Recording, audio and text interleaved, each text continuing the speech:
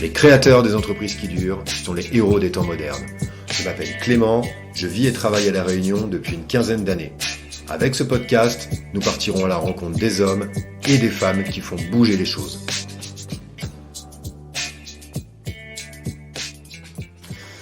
Eh bien bonjour. Bonjour. Bonjour. Bonjour. On va démarrer le podcast. On est directement en ce moment chez Run Records, donc fabricant de disques vinyles à La Réunion et qui presse directement au niveau local. Donc on va démarrer tout de suite et je vais vous demander de vous présenter à tour de rôle parce que vous êtes deux. C'est ça.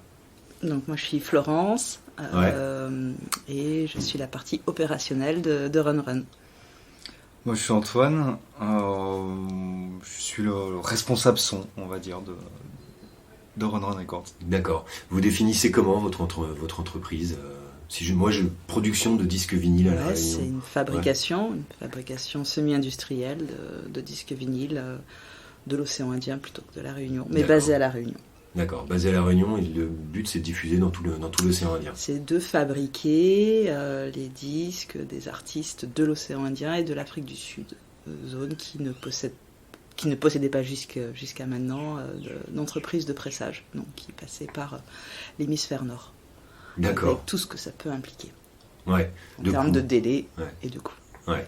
Oui, parce que c'est toujours la même chose à La Réunion. On est un petit peu isolé dans l'océan Indien, je le dis pour les auditeurs, parce que parfois, comme on en discutait tout à l'heure, on n'est pas aux Antilles, d'accord. Donc on est au niveau de Madagascar, pas très loin de l'Afrique du Sud, au milieu de l'océan Indien. Voilà, un tout petit caillou juste là, à côté de l'île Maurice, pour ceux qui connaissent. Voilà, plus.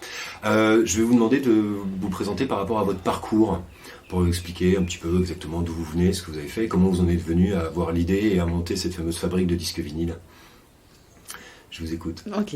Moi, je suis biologiste végétal. Je travaillais à l'INRA jusqu'à maintenant, jusqu'à il y a 4 ans. Et puis, avec un parcours scientifique classique. Et puis, je suis à l'heure actuelle en disponibilité. Et devenue chef d'entreprise de Run Records. Voilà, je suis passée de la bio à la musique parce que c'était un autre choix une autre de mes passions étant gamine, mais on ne nous pousse pas forcément à travailler dans la musique. C'est pas un métier qui est acceptable vraiment. Donc j'ai attendu effectivement la quarantaine pour pouvoir faire autre chose et faire autre chose qui me plaît. D'accord. Antoine ? Moi je suis médecin. C'est pas l'unique formation que j'ai fait d'autres choses à droite et à gauche avant de finir par choisir ce métier de médecin. Mais complètement passionné par la musique depuis toujours, autant au plan artistique que technique, et c'est le plan technique qui m'a le plus happé, et c'est justement en regardant comment on fabriquait un disque vinyle, qu'est-ce que c'était, comment fonctionne le son, que nous est venue cette idée. D'accord. À la base sur une passion technique, Ouais, parce que vous l'avez fait tous les deux, donc là on est au milieu d'un studio de son en fait, où vous nous recevez en fait. On n'est pas dans les locaux directement du pressage, parce que c'était pas possible, j'avais pas le son qui serait allé avec le zoom. Et donc du coup, toi, ce que tu fais à côté, tu fais du mastering en fait. Ouais, c'est ça. Ouais. C'est l'étape de préparation du son pour l'optimiser avant de le mettre sur le support vinyle. D'accord. Donc c'est dès qu'on sort de studio, donc il y a un régisseur son, un ingénieur du son qui enregistre, qui cale les pistes, etc. Après il envoie un studio de mastering qui lise tout. Ça te va? Ouais, c'est ça. Qui lise tout, qui prépare tout, qui prépare tout, qui met le coup de tampon et bim, ça part directement dans les mains de Florence. C'est ça, il y a 2-3 étapes intermédiaires de fabrication de moules, de gravure du premier disque. Mais oui, c'est ça, le son passe du studio à la presse. D'accord.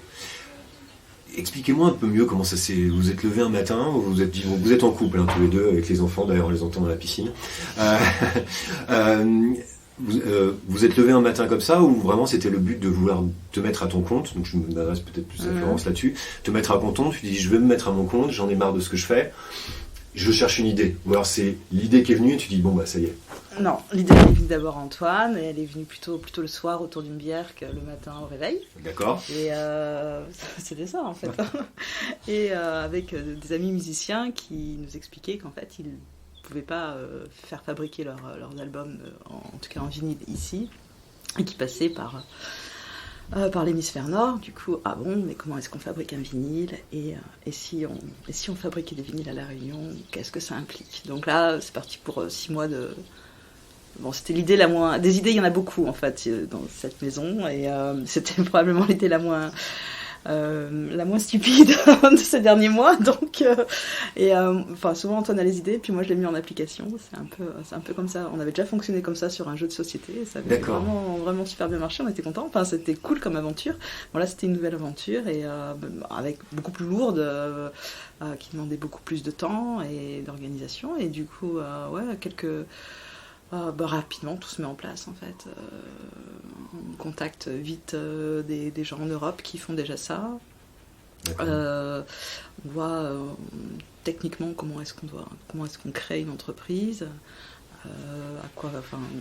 sous quels termes elle existe. Pressage de disques vinyle, ça n'existe pas. Fabrication de vinyle, ça n'existe pas. Qu'est-ce qu'on fait? On fait de la reproduction d'enregistrement. Ok, c'est bon, j'ai un code NAS, j'ai compris. Du coup, à qui je m'adresse, et comment, voilà, ça démarre comme ça. Et en parallèle avec qui est-ce qui fabrique des presses à vinyle dans le monde? Il y en a 2, il y a un Canadien, un Allemand. Ok, on contacte les Allemands, c'est les plus près. C'est aussi eux qui font les machines qui nous correspondraient le mieux, en tout cas au marché qu'on a évalué ici. Et puis après les choses s'enchaînent avec beaucoup de lenteur, où on est très impatient parce qu'il ne se passe plus rien, parce qu'on aimerait accélérer les choses. Et puis voilà, et puis on évalue la faisabilité du projet, puis le coût du projet, puis comment est-ce qu'on finance ce projet. Enfin tout ça s'enchaîne, ça dure 6 mois. Et on est en quelle année là? On est en 2018. 2018. Non, pardon, Okay. On est en 2017. On est en 2017. L'idée, elle vient fin juin 2017 autour d'une bière. Donc on est en 2017, fin août, je suis à la chambre de... Comment ça s'appelle? La chambre de... Non, l'autre, justement, d'artisanat, là. Et en train de passer mon stage obligatoire pour être chef d'entreprise. Voilà. Et voilà, puis tout s'enchaîne comme ça. Les questions de trouver l'argent pour financer arrivent vraiment en janvier. On rencontre des banquiers, plein. Ouais, voilà. C'est un peu laborieux généralement. Ouais, là c'est compliqué. En parallèle, j'essaie de cibler toutes les aides possibles. Et j'en trouve, je trouve les guichets pour... ça va être la partie chiante quand même du podcast, mais en gros c'est ça, l'aventure c'est ça, on trouve les guichets, et puis on monte le budget, et on est parti pour monter une entreprise là réellement, et puis on acquiert beaucoup de connaissances et beaucoup de compétences en parallèle de nos pairs en Europe qui acceptent qui trouvent le projet intéressant et un peu farfelu quand même, parce qu'on est très loin, parce qu'ils se demandent si vraiment il y a un marché ici, mais quand même, ils acceptent de nous ouvrir leurs portes, et le porte de leurs compétences, surtout, avec vraiment une transmission de savoir-faire. Donc super chouette, et puis tout ça se monte comme ça, plein de choses qui se montent en parallèle. Et parce que du coup, l'idée là, au mois de juin, vous faites quoi? Vous faites un business plan, ou c'est vraiment, vous dites non, on va commencer à regarder, parce que comment définir le marché du vinyle à La Réunion, sachant qu'il n'existe pas? En fait, on se base sur... il y a des chiffres au niveau international, il y a des chiffres au niveau national, et après, il n'y a plus qu'à faire une projection. C'est que le marché du vinyle à un moment donné, donc en prenant 2017, il est de 30% du marché physique. On connaît sa progression ces 10 dernières années, et on sait aussi combien de CD, grâce à la SACEM ici, on a les chiffres, combien de CD sont pressés en local. Donc on sait localement, en prenant la part donc, le pourcentage du marché du vinyle, on sait ce qu'il pourrait représenter à La Réunion, on extrapole un peu les chiffres sur la zone océan Indien. Puis ensuite, en parallèle, on rencontre le PRMA, donc le pôle régional des musiques actuelles, la DACOI, la direction de l'action culturelle, qui est l'émanation du ministère de la Culture. On rencontre la direction de la culture à la région, au département, et même ici à Saint-Pierre, en local, en disant, nous, d'ici quelques mois, on va ouvrir une entreprise de pressage de disques vinyles chez vous, et Puis les groupes aussi. et on vous prévient.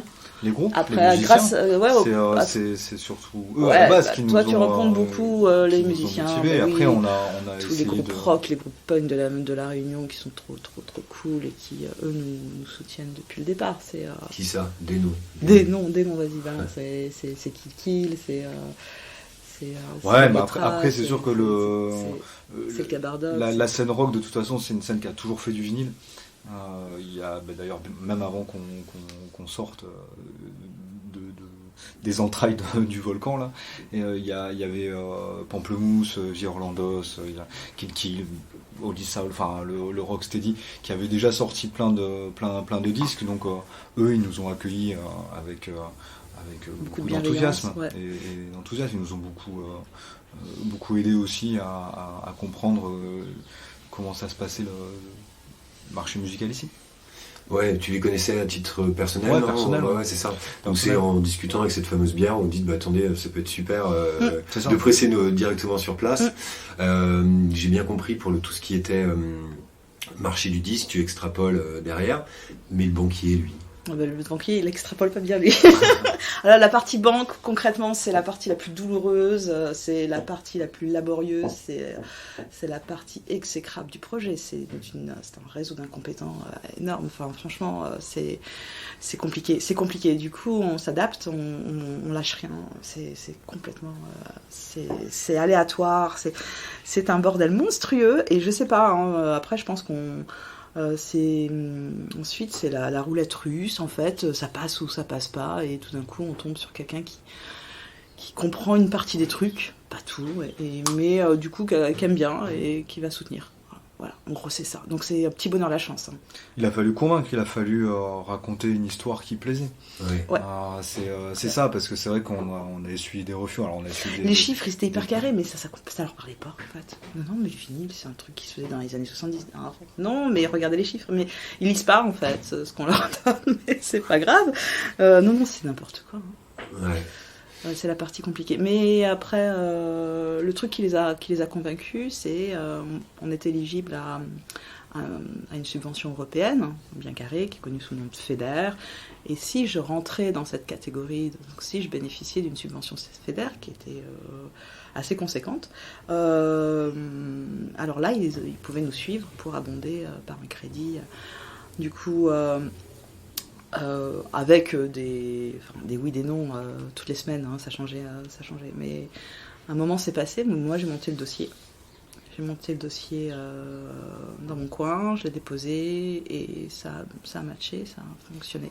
Et là, à ce moment-là, tu arrives avec ton dossier FEDER à la banque, tu dis la fameuse personne qui est réceptive à ça, tu lui mets le dossier FEDER, ça match, c'est bon. Et du coup, il veut bien débloquer les fonds. Tout ça, ça prend presque un an. Ouais, donc on arrive en juin 2018, c'est ça? Juin 2017, l'idée. Chambre des métiers. Juin 2018, en fait, je dépose le dossier FEDER parce que 5 mois avant, la banque m'avait dit que c'était pas nécessaire et qu'il fallait que je le retire de mon.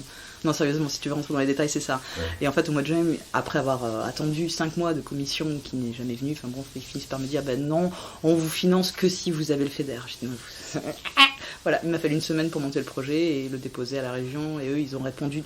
Là, par contre, je suis beaucoup de chance, je suis tombée sur des gens hyper compétents, hyper chouettes, hyper efficaces. Pour les FEDER ? Ouais, à la région, incroyable, truc de ouf. Mais je te jure, c'était... Tant mieux. Et ouais. Et ils m'ont... Alors eux, c'est vraiment les gens qui m'ont pas mis de bâton dans la roue, et au contraire, qui ont anticipé les étapes qui pouvaient être un peu compliquées. Ça s'est super bien passé. Ça, c'est intéressant du coup, parce qu'on en a une image, quand on se met à son compte, moi compris, hein, de parcours du combattant pour les levées de fonds. Ça, les banques, on le sait... Ils n'ont pas les connexions au bon endroit, ni bien câblées. Mais à la région, donc la FEDER derrière ce soit bien, c'est un bon retour, parce que c'est un gros coup de pouce, surtout à la Réunion. Parce que ça coûte cher, je pense, de faire venir tout le matériel qu'on a vu. Et il faut aller le sourcer, le matériel. Il faut aller le chercher, voir exactement. Comment tu as fait? Tu as pris ton ordinateur, vous avez pris votre ordinateur, vous avez cherché, tu disais tout à l'heure, on vous a aidé, donc ce sont d'autres fabricants de disques vinyles qui vous ont dit il faut aller voir tel fournisseur, tout ça. En fait, ces dernières années, il y avait déjà que de fournisseurs dans le monde de presse à vinyle. Et du coup, ils fournissent la presse, mais après, il y a tout un environnement. Il faut une chaudière qui ait un certain gabarit, il faut des groupes froids, il faut beaucoup de choses, en fait, à côté. Et il suffit d'identifier tout le matos dont on a besoin, tous les équipements dont on a besoin, et puis de voir ce qui existe comme fournisseur qui est aussi présent à la réunion, pour avoir ensuite derrière tout le suivi des machines. Ouais. Et puis ensuite on fait des rencontres, on rencontre tous ces professionnels, on sélectionne, on budgétise. Et tu fais quoi? Tu demandes des devis à chaque fois? Tu demandes conseil après à un mentor, peut-être, non? On peut utiliser ce mot-là ou pas? Ou on n'a pas vraiment eu là-dessus. La manufacture de vinyle à Annecy, ils ont été super chouettes. Ils ont monté leur entreprise de 3 ans avant nous. Et du coup, en tout cas avec la même presse, pas du tout après avec le même environnement, mais avec la même presse. Et puis on les a rencontrés. Ils nous ont ouvert les portes de leur atelier de pressage et puis ils nous ont dit où est-ce qu'on pouvait avoir des difficultés. Au final, on n'a pas eu là où ils nous ont dit qu'on pourrait en avoir, on en a eu d'autres par contre. Donc voilà, et puis maintenant on continue notre partage d'expérience ensemble avec cette entreprise en particulier. Il y en a 4 qui ont vu le jour en 6-7 ans en métropole. Ah ouais. Donc on les connaît, ils nous connaissent. On se regarde, on se parle et on partage des choses. C'est chouette. C'est bien, il y a une bonne ambiance. Oui, oui, il y a c'est une espèce de confrérie. Alors il y a des gros acteurs qui sont des mastodontes qui sont là depuis les années 70 et même MPO, et même avant les Optima, gros mastodontes qui pressent pour des dizaines de milliers d'exemplaires par jour. Donc nous on n'est pas du tout sur les mêmes volumes. Un peu comme les Dallons qui font leur bière, nous on est une entreprise qui fait du local et du particulier. Enfin, c'est pas des pressages, des tirages à des centaines de milliers d'exemplaires. Ouais, on n'est pas équipé pour. Ouais, il y a déjà 1000 exemplaires, faut les sortir. On va y venir après dans une autre partie, on va expliquer un peu plus techniquement comment ça se passe. On ouvrait une entreprise qui est adaptée au marché en fait local et de l'océan Indien. On n'a pas de stars qui vont faire presser à 100 000 exemplaires ici, dans cette zone-là.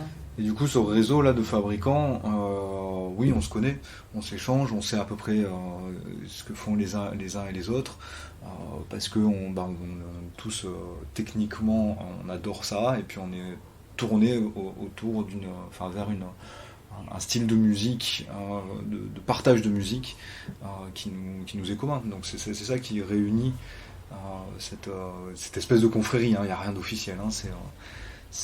Il y a des bagues avec un petit disque vinyle.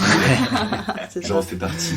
Non, mais c'est un savoir-faire qui a failli se perdre. Donc c'est sûr que les quelques personnes qui l'ont maintenu ont été importantes, ont transmis des informations à 2 ou 3 autres, qui ont transmis à 2 ou 3 autres, et du coup il y a une espèce de famille dans le disque vinyle, ouais, c'est sûr. Ouais, quand j'avais 16-17 ans, donc il y a quelques années, oui, j'ai acheté des vinyles, je les achetais rien du tout. Maintenant, le vinyle, ça va être 20, voire même parfois 25 €. Voire même plus. Oui, c'est vrai que moi, même étudiant, il y a 20 ans, on me disait, ouais, t'achètes des vinyles, mais une fille, elle me regardait. Trop bizarre, ce garçon.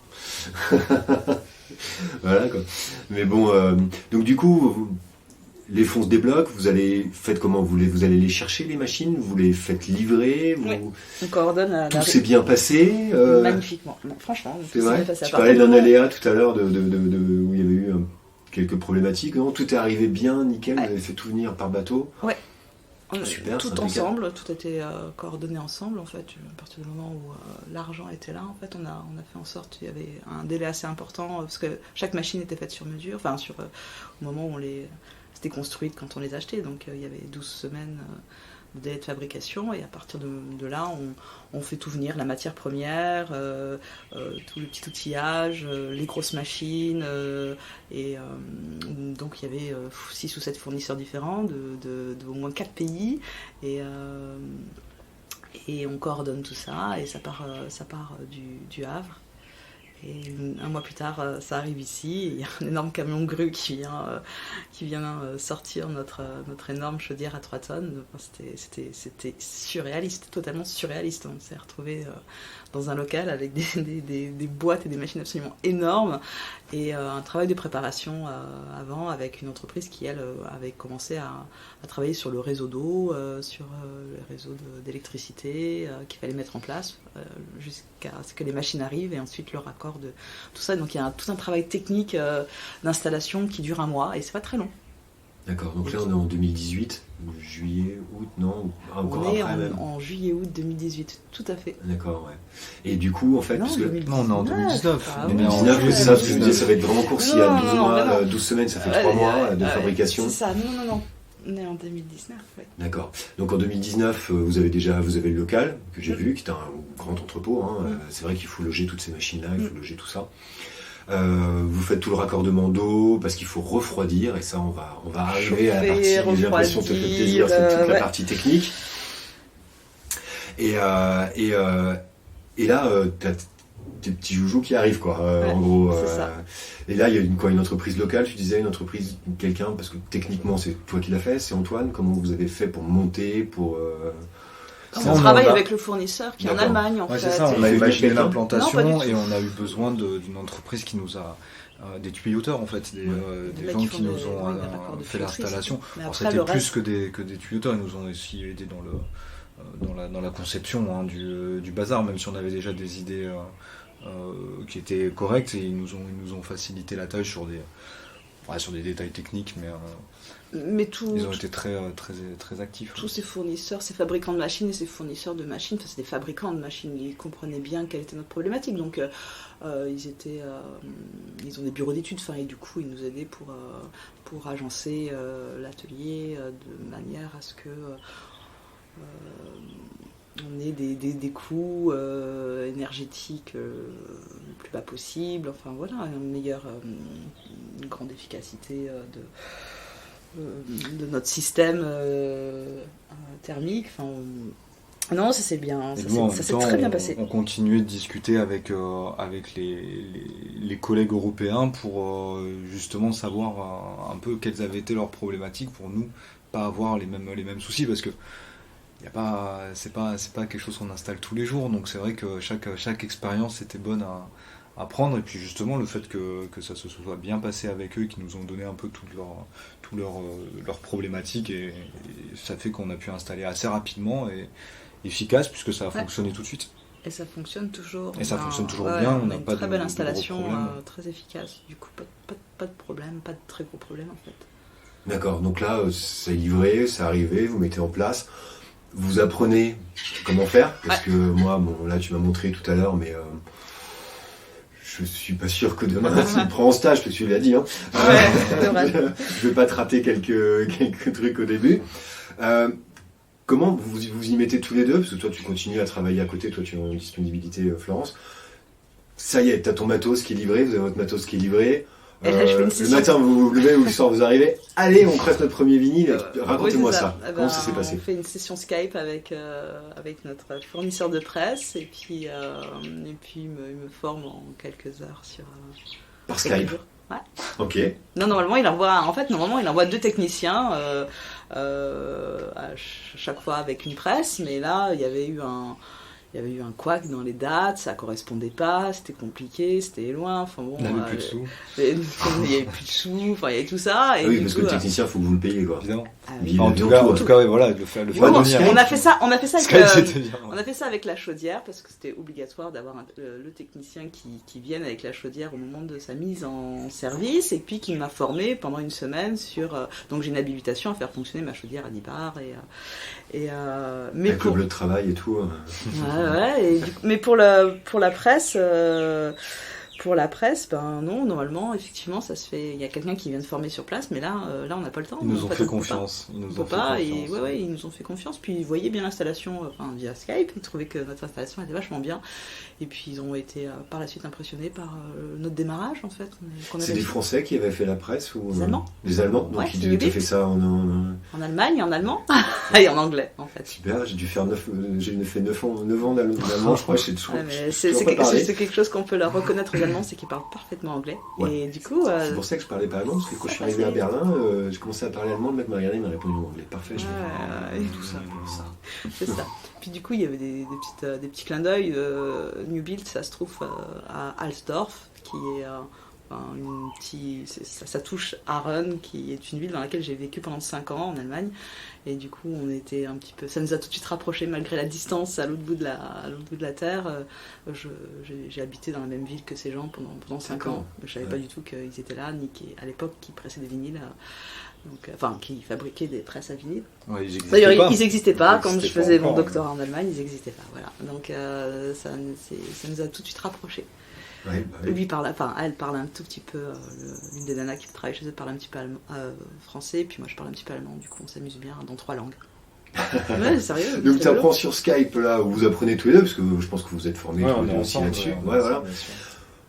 Vous prenez vos billes, donc je vais te laisser expliquer après le cheminement, on vient, je fais tarder un petit peu exprès pour que qu'on arrive. Vous prenez... comment ça se passe quand vous faites votre premier? Vous les ratez les premiers ou... Alors, les premiers avec Skype, on les rate pas, genre, ça c'est super, je sais faire un 10, trop bien. Et après, les 3e, 4e qu'on fait sans Skype, là ça marche plus du tout comme c'était prévu. Mais c'était pas mal, donc quand même on s'est bien débrouillé dès le départ. Et puis on n'avait pas le choix, en fait, une pression financière énorme, il fallait qu'on soit hyper performant tout de suite, enfin efficace tout de suite, parce qu'on n'avait pas le temps de... Donc on avait envie de faire des choses. De jouer, quoi, en fait. Le truc, c'est que c'était énormément. Nous, on a investi énormément, tout ce qu'on avait. Et on s'est surendetté pour cette entreprise. Du coup, il n'y a pas moyen que ça loupe. Et puis, quand on s'amuse pendant un mois à essayer de faire marcher le truc, en fait, on n'avait pas le choix. Il fait que ça marche tout de suite. Oui, c'est pas un hobby dans sa cave où on s'amuse à. Ah non, c'était énorme. C'est une c'était entreprise. lourd. Là, on l'a senti. Le... on a senti vraiment le poids du truc, ouais. Ouais, parce qu'il faut respecter le prévisionnel derrière, le remboursement bancaire, enfin bon, tout ça. C'est conneries, ouais, c'est ça. Parce que la plupart des auditeurs qui nous écoutent connaissent aussi, parce qu'on a beaucoup de gens à leur compte qui nous écoutent. Et du coup, en fait, vous faites venir les matières premières. Alors, je vais te laisser expliquer le cheminement que tu m'as expliqué tout à l'heure à l'atelier, même si on n'a pas l'image, évidemment. Ouais. Je vais te laisser expliquer un petit peu le cheminement, comment ça se passe, comment vous sourcez, vous faites venir les billes, pour qu'on puisse un petit peu essayer de visualiser l'outil. Ouais. Grosso modo, pour fabriquer un album, on a besoin de son. Donc, vous avez parlé du mastering là tous les deux juste avant. C'est pas ma partie. On a besoin d'un son qui soit adapté à ce support, qui a des contraintes physiques qui n'existent pas en numérique et qui n'existent pas sur les CD. C'est d'autres contraintes physiques, mais il y a un retour tout aussi magnifique justement sur ce support. Enfin voilà, donc on a besoin d'un son masterisé pour le vinyle, on a besoin d'un visuel pour la pochette. La pochette, c'est une partie super importante d'un disque vinyle. C'est un grand format, voilà, avec des gabarits, donc on a besoin d'un imprimeur. Et pas de n'importe lequel. Du coup, il faut trouver un imprimeur pas trop loin d'ici, soit ici, soit pas trop loin. On a besoin effectivement de matières premières, et puis voilà. Donc la matière première, c'est du PVC. Il vient d'Allemagne ou de France. J'ai 2 fournisseurs en Europe. Les premiers batchs sont venus avec les machines. Ce sont des granules, ce sont des gros sacs de granules, ouais. En fait. Des sacs qui vont être fondus dans une extrudeuse et puis qui vont rentrer dans le process de fabrication. On a besoin donc du son qui va être lui mis sur une matrice. Je passe toutes les étapes un petit peu laborieuses quand on n'a pas d'image, c'est un petit peu difficile, mais grosso modo, ce son il va être transféré sur une matrice qui se fait par une étape de galvanisation, et des gars qui font ça, il n'y en a pas beaucoup dans le monde. Il y en a un en France, un en Italie, un en Angleterre. Nous on a choisi de travailler avec les Anglais, ils font ça super bien, c'est très propre, très carré, très cher, mais c'est pas grave, c'est vraiment un résultat superbe.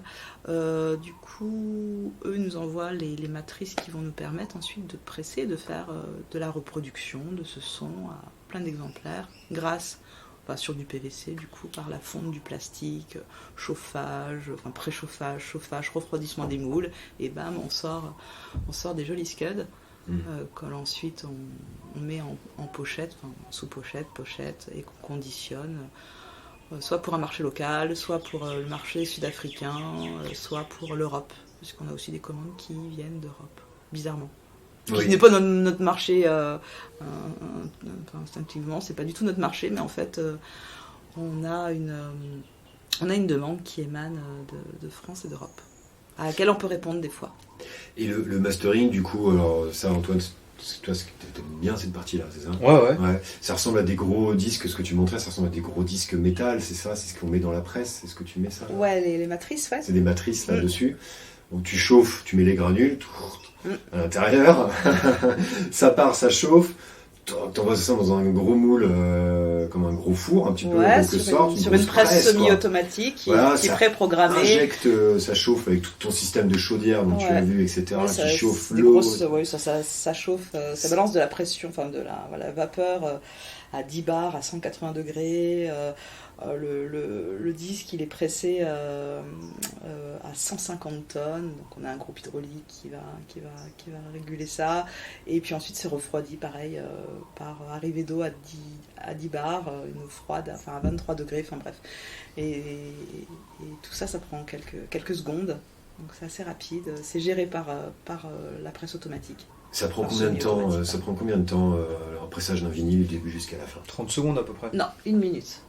Du début à la fin, a-t-il dit. Donc entre le moment où on va lancer l'extrusion jusqu'à l'ébarbage, ça prend 1 minute. Je fais 1 minute par disque. C'était une question piège, je connaissais la réponse. Il connaissait la réponse, ouais. 30 secondes, c'est juste le cycle de la presse. Oui, c'est le cycle de la presse. Mais après, après, c'est la question, le pressage. C'était pas l'extrusion. Pour moi, le pressage, c'est le process. Donc déjà, on n'est pas d'accord. Oui, parce que c'est moi qui presse, du coup, c'est moi qui ai raison. Voilà. Parce que du coup, en fait, ils arrivent. La seule chose que vous demandez, si demain, moi, je me dis, bon, super, je vais me faire presser mon vinyle. Je vois Antoine pour qu'il me le masterise ou qu'il me fasse le son, c'est ça, non? Ouais, à peu près, cool. hein, Ça serait cool. On fait ça. Et puis, du coup, moi, j'ai mes beaux mastering qui arrivent de la boîte anglaise. Ouais. Donc ça, c'est toi qui t'en occupes de tout ça? Ouais, je reçois tout Moi, ça. j'arrive avec mes fichiers du studio de mastering. Je te les donne et je te dis, voilà, tu me rappelles quand les vinyles sont prêts. C'est ça, Et la fois où je repasse, ils sont sous blister, j'ai plus qu'à les monter, les cartons dans ma voiture. tout à fait. D'accord. Ok.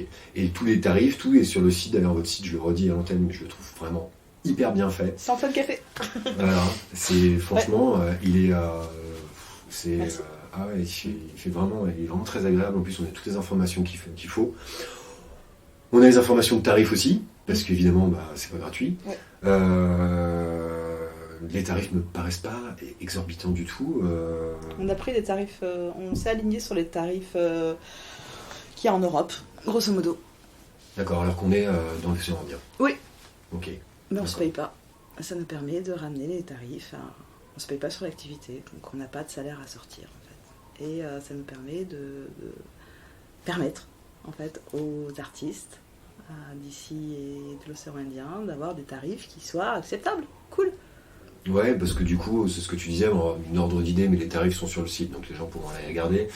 On part de 10 € jusqu'à 5 € selon C'est dégressif, le nombre de... ouais, c'est ça. C'est Voilà, dégressif c'est ça. avec le nombre de copies en fait. Parce que Sachant là, que, il y a des frais fixes à la base. Donc la fabrication de cette matrice de pressage, pour la phase A et la phase V de matrice, ça coûte cher cette matrice. Et puis la partie impression des pochettes, qui se fait obligatoirement en offset, aussi a un coût. Donc tous ces coûts sont absorbés par les 100 premiers. Et plus on a de copies de disques à presser, et puis moins c'est cher.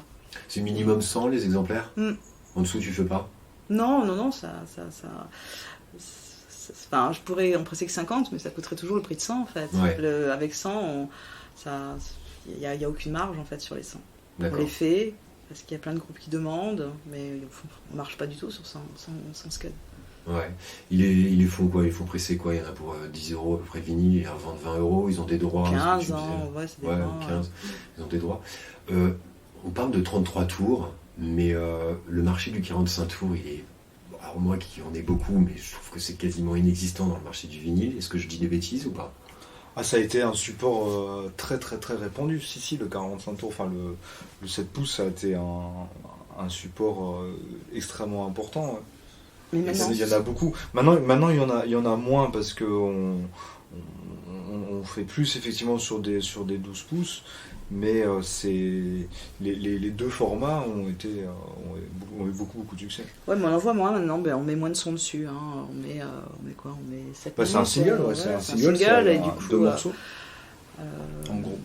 Ouais, et moi j'ai l'impression que maintenant les singles en fait sortent carrément sur les 33 tours, donc toi tu utilises en termes de pouces, mais ils mettent carrément des singles, donc en fait il n'y a plus le format, et vous pouvez les sortir les 45 tours ou Alors, pas? on n'a pas le moule D'accord. pour. On va attendre.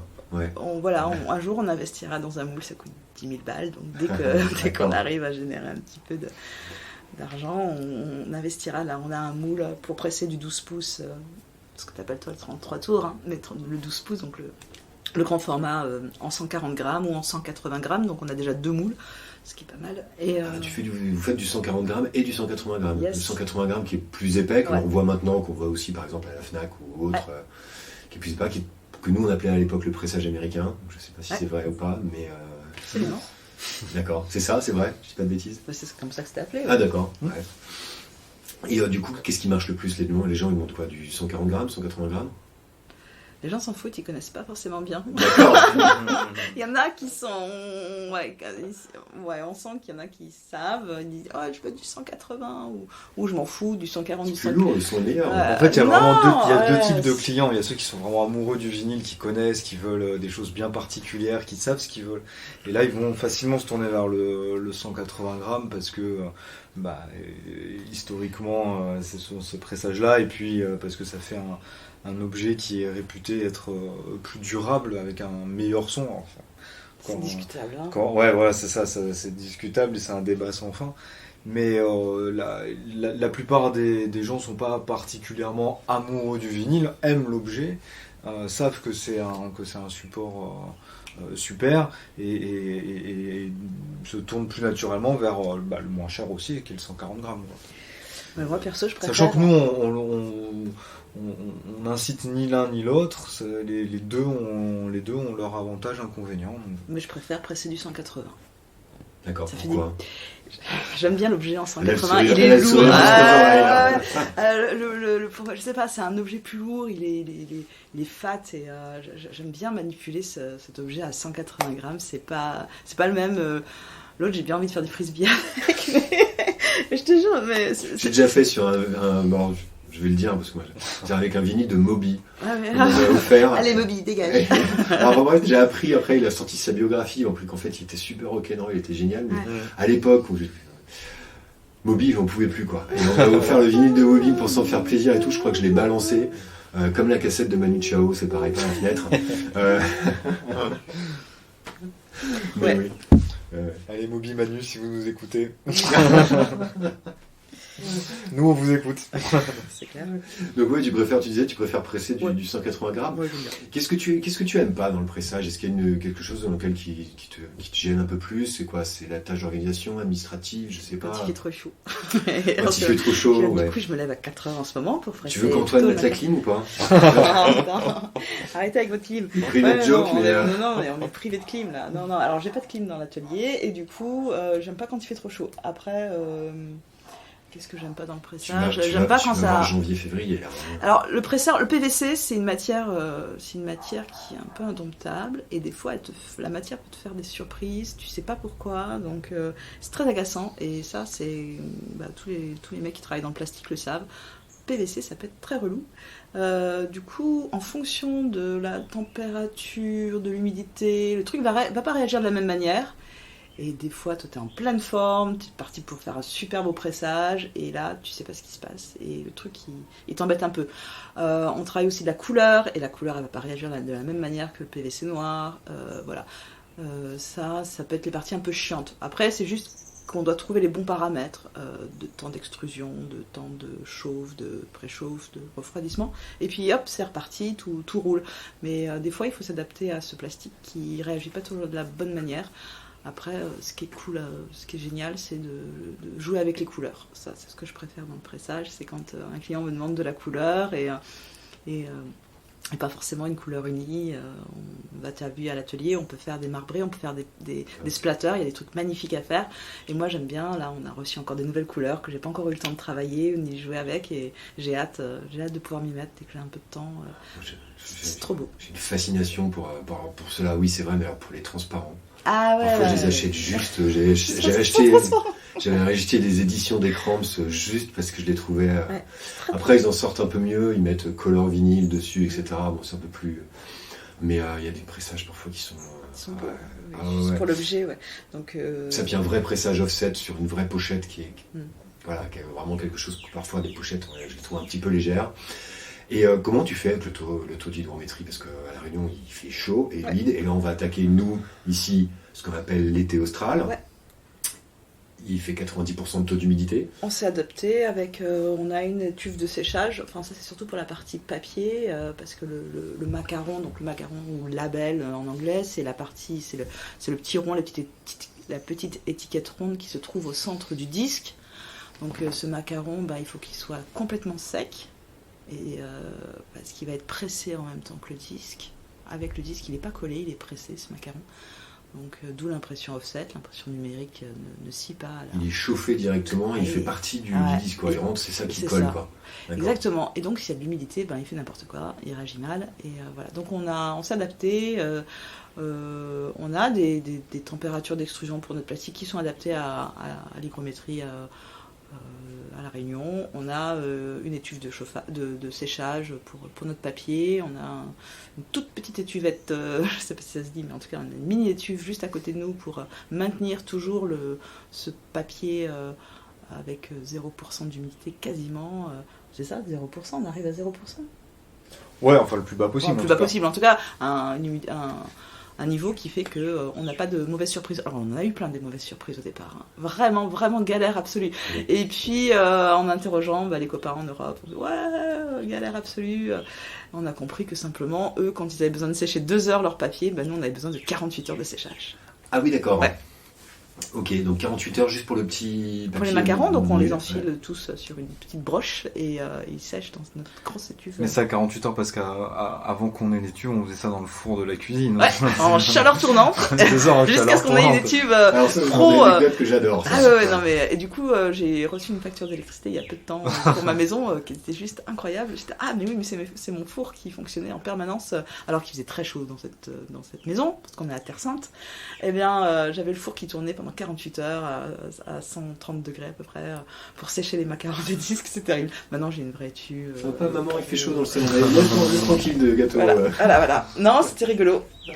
Oui, parce que ça c'est le départ, mais maintenant on a tout ce qu'il faut pour travailler. J'ai vu ça, vous êtes bien équipés. En plus c'est sympa, il y a même un petit coin un peu. Puis il y a quelques belles voitures aussi. Oui. Ils sont là, il y a une garagiste à côté qui fait des rénovations de vieilles voitures, Mustang, etc. Ça colle bien avec le fait du vinyle. Arrive dans une grosse Mustang McQueen c'est ça. Dedans, des années 70, toute neuve, c'est magnifique. J'ai une question technique. Moi je me cache pas, j'ai une grosse collection de disques vinyles, ça fait 25 ans que je m'achète.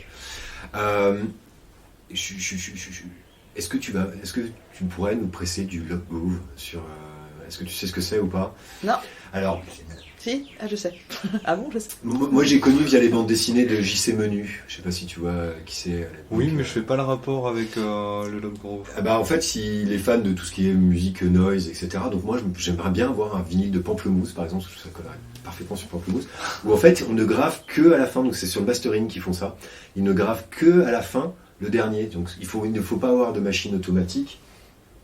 Une technique comme ça. Cette technique-là, le bras n'est pas automatique.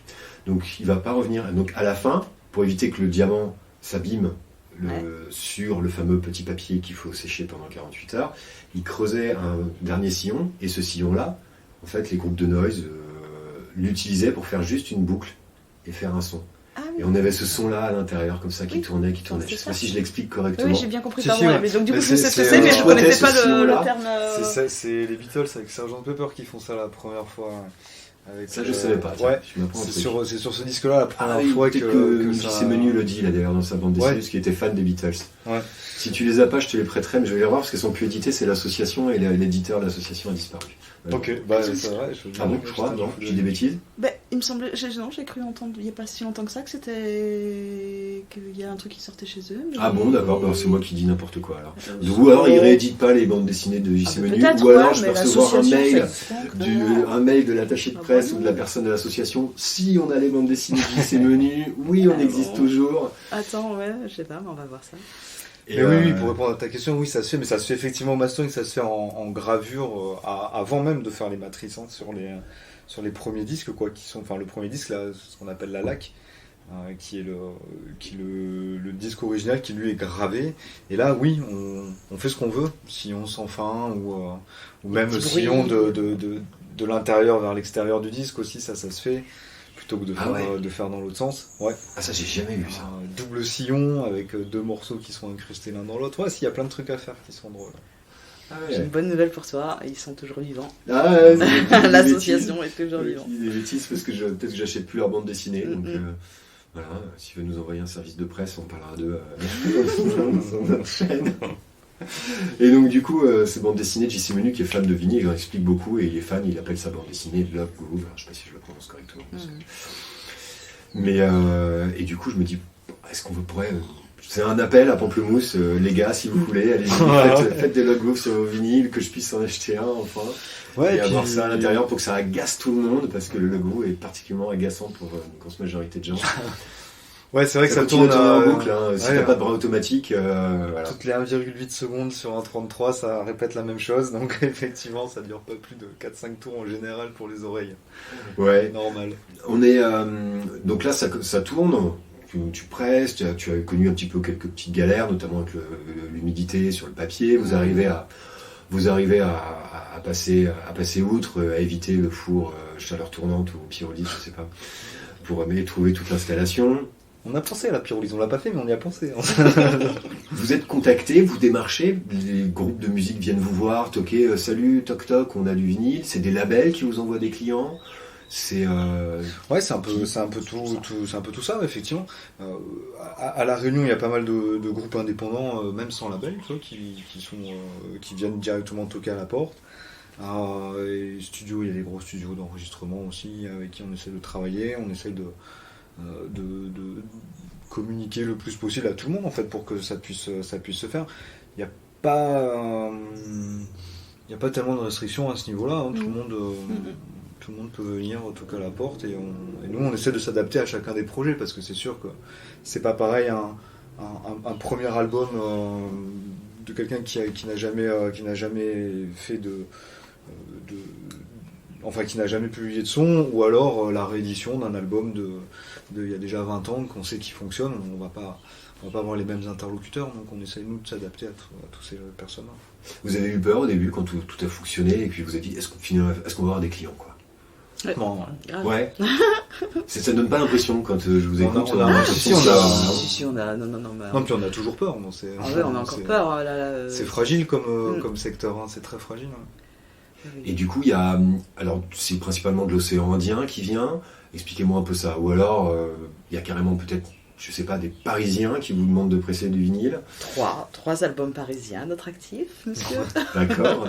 On peut les dire, on peut les donner, lesquels? Ouais, il y a les Crocos. Ouais. Crocodile, ouais. DEAL à la fin, c'est ça? Tout ouais. à fait. Un double album. Vas-y, présente-les parce que j'ai peur de dire des bêtises, du punk rock. Ah bah oui, c'est de punk bien connu. Du 93, hein, c'est ça? Non, 91, c'est 82, pas loin, c'est pas Paris, le numéro Paris, de près de ouais, Paris. mais c'est ça, mais c'est la métropole, on va région dire, parisienne. région parisienne, et du coup, ça c'est toujours les rockers, hein, ils soutiennent, et ils ont décidé de faire presser chez nous. On a fait en sorte que ce soit pas plus cher pour les frais d'expédition Voilà. Et Ouais, puis, ça c'est bien vu. Vous devez bien travailler votre marge, etc. Vos coûts il y de en a production. pas sur ces genres d'albums, mais Ouais. c'est chouette de presser pour Mais eux, ouais. tu vois. Bah Et oui. du coup, on est force de proposition aussi parce que la pochette, enfin, quand on reçoit les pochettes, en fait, des fois, on se dit, mais non, cet album-là, il va pas sortir noir, c'est pas. Et là, on a sorti une espèce de, comme c'était avec un œil de crocodile sur le macaron, on a sorti une espèce de vert transparent, marbré noir, splendide. Les gars, ils ont reçu ça à Paris, c'était fou. Là, on a fait 500 exemplaires d'un double album et ils sont très bien. Une autre commande de Paris, du studio Atlas, du studio de R. Et du coup, ça fait super plaisir. Ah, le disque vinyle que j'ai jeté par la fenêtre. Et voilà, parce que eux, ils ont adoré notre site web, pareil.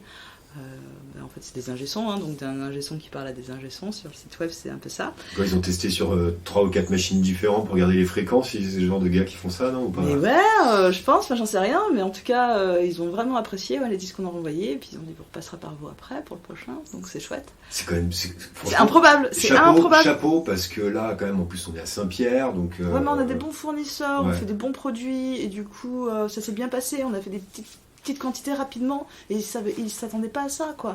C'était post-Covid, et les gars, en juin, ils n'arrivaient pas à trouver une entreprise. On a surtout voulu d'emblée faire des trucs super. Enfin, nous, c'est la reconversion. En tout cas, c'est pas notre activité professionnelle initiale. On avait envie de faire du travail de super qualité, très précis. C'est ce vers quoi on essaye d'aller à chaque fois, mais... Voilà, c'est ça. Donc, c'était notre objectif. Donc, quand on a eu ces retours-là, effectivement, on était très contents. Mais après, c'est vrai qu'il y a eu deux, trois disques faits pour la métropole, mais c'est anecdotique par rapport à l'océan Indien. Ça reste quand même...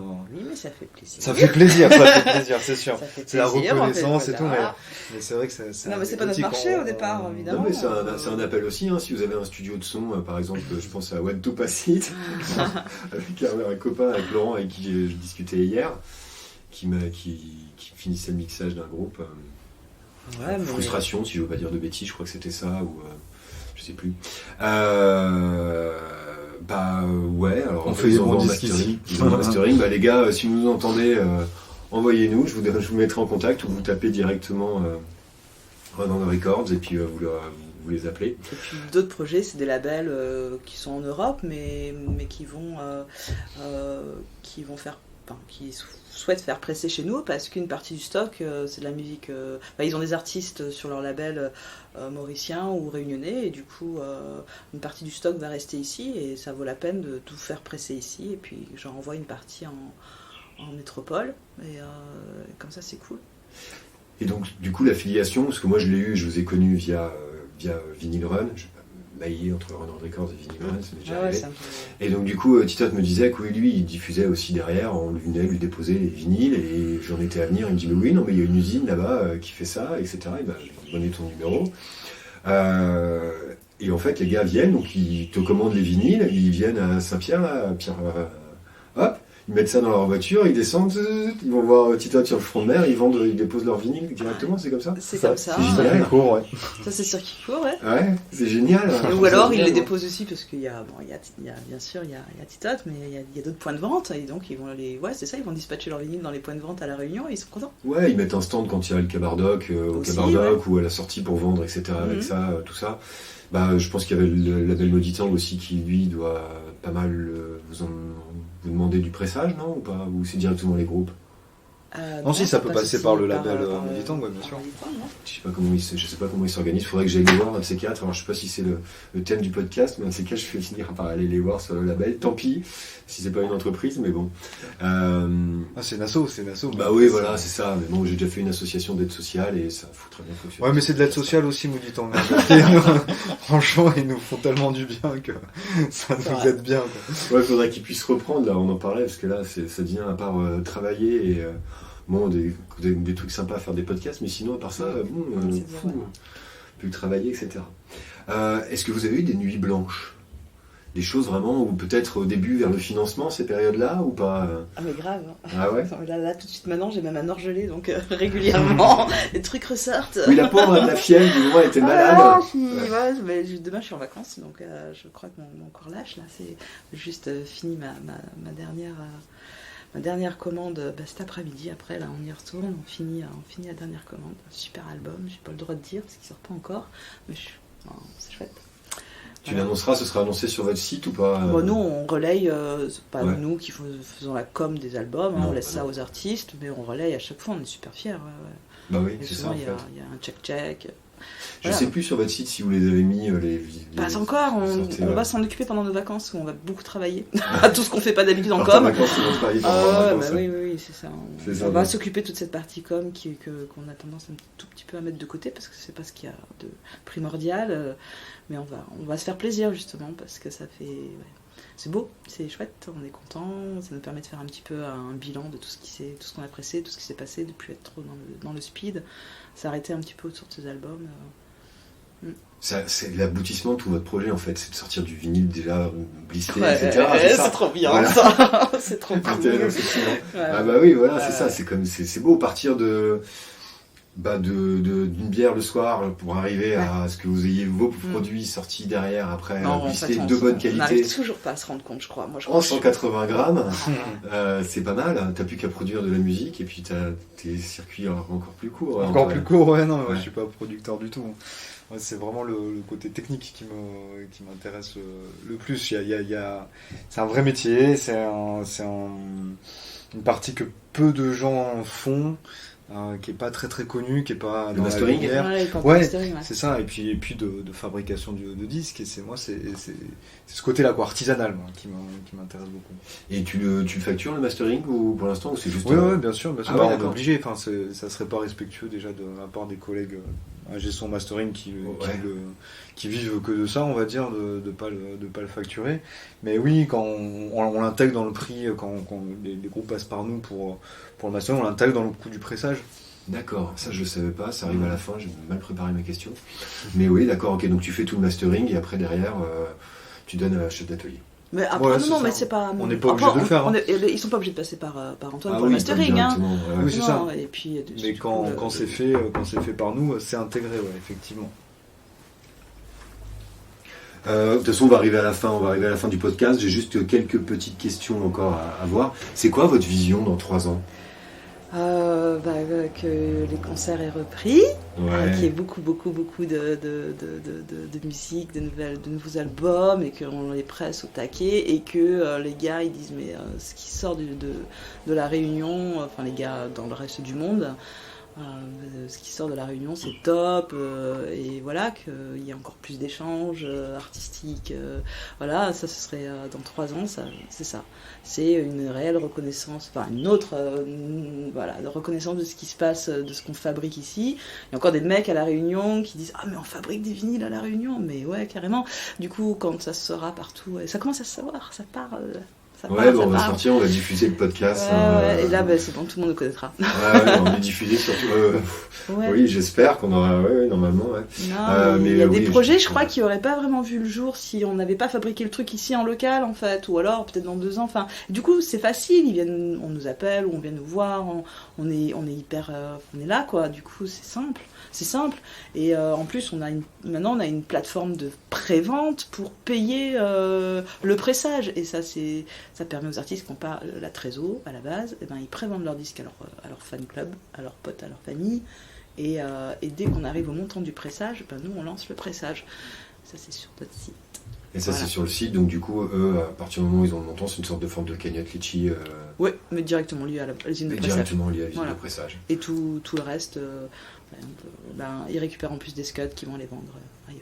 Donc si vous voulez participer, plutôt que de faire une keynote litchi, je sais pas trop quoi, allez-y, vous regardez l'artiste qui vous plaît, et vous pouvez faire directement de la prévente et acheter directement le vinyle sur C'est place. ça. Voilà. C'est ça. On a toujours les petites signatures en question qui sont généralement c'est ça. difficilement... Une question qu'il fallait travailler que j'ai pas bossé. Voilà, c'est ça. Ok, ouais. on va Je donne des essayer devoirs. d'inventer des trucs, vas-y. Je donne des devoirs à l'avance. C'est quelles sont vos petites médiocrités acceptables? Je crois que c'est que tu bosses pas à l'avance, du coup. Tu bosses pas tes questions à l'avance. D'abord, je bosse pas mes questions à l'avance, et puis ma petite médiocrité acceptable, c'est quand on a décidé de faire un pressage de nuit, on s'octroie facilement une dodo pendant le pressage. C'est médiocre, mais c'est acceptable. Ça va, Voilà. c'est acceptable, c'est médiocrité acceptable, elle est très bien. Je vous demanderai à chacun, donc de citer si vous avez un contenu, livre, blog, vidéo, album musical que vous souhaitez nous recommander. Oui. Moi et à mes auditeurs aussi, à nos auditeurs. Oui, alors là c'est justement pour un peu rendre hommage aussi aux copains de Haute-Savoie, puisqu'il y a cette manufacture de vinyle avec qui on a avancé beaucoup, enfin grâce à qui on a avancé beaucoup. Eux, ils ont édité un disque là avec Radio Meux, qui est la radio, la web radio de Haute-Savoie. Comme moi-même je suis originaire de Haute-Savoie, donc moi c'est le truc que je conseille, c'est d'écouter ça et d'aller voir aussi le disque qu'ils ont fait qui est très sympa. En blanc. Très très sympa. Un disque blanc en neige. Il s'appelle comment du coup? Radio Meux. Radio Meux. Radio Meux. M-E-U-H, c'est ça. C'est ça, exact. Ouais, qui est diffusé dans un petit restaurant où je vais souvent à la route des Canaux, Casamama. Ok. Ouais. Vous connaissez, non? Non, je connais pas, mais que Radio Meux, tout le temps. Voilà. C'est bien, Radio Meux. Ah ouais, c'est Mais c'est très bien. Un bon standard. Ouais. Et c'est un bon petit resto aussi, Casamama. Donc, le vinyle de Radio Meux, Florence. Moi, j'ai répondu à la question précédente. D'accord. Chacun son tour. Okay. J'ai pas réfléchi à ça. Et enfin, juste, on va arriver totalement à la fin du podcast. Est-ce que vous aviez une personne à nous recommander? Tu as quelqu'un à me recommander pour le podcast? Ouais. Moi, j'en ai une. C'est une personne qui nous accompagne depuis presque tout le début du projet. Mais voilà, une belle rencontre, une femme assez exceptionnelle. Et elle s'appelle Cathy Waro, elle est expert comptable du cabinet HTP. Et c'est une nana qui a une vision... une vision extrêmement moderne, novatrice du métier d'expert comptable. Et pour tomber sur des gens comme ça, quand on est chef d'entreprise, qu'on démarre, qu'on galère, c'est génial. Donc moi je vous conseille de parler à cette femme qui en plus raffole de la musique, chante très bien et joue très bien de la guitare. Donc voilà le lien. Elle est dynamique, elle est arrivée. Et elle fait des clips. Elle est arrivée à la présidence de l'ordre et j'ai vu le clip où elle a arrivée à la présidence DJ de l'ordre le Seb, 3 décembre. C'est une nana vraiment impressionnante. Donc voilà. Ah vous comment vous compte ça? C'est ça. Ça fait beaucoup rire. Non mais c'est bien, c'est des poussières l'expertise comptable et c'est vrai que c'est très important de se faire accompagner par des vrais experts comptables parce que malheureusement il y en a beaucoup qui officient à La Réunion sans avoir le diplôme d'expertise comptable. Et ça a créé des catastrophes, notamment sur certains chefs d'entreprise qui avaient été suivis, notamment Gaïa m'avait raconté ça. Oui, ils étaient tombés au début, tu sais pas trop, et puis en fait, ça peut te faire des vraies catastrophes. Et les experts comptables luttent énormément contre ça à La Réunion, parce que ça fait des catastrophes humaines sur des entreprises qui sont pas obligatoirement très agréables. Bon, écoutez, je vous remercie pour le podcast. Merci à toi. Je vais vous laisser peut-être pouvoir aller déjeuner. Et puis on va continuer à regarder les sorties un petit peu de vinyle qu'il y a un petit peu partout.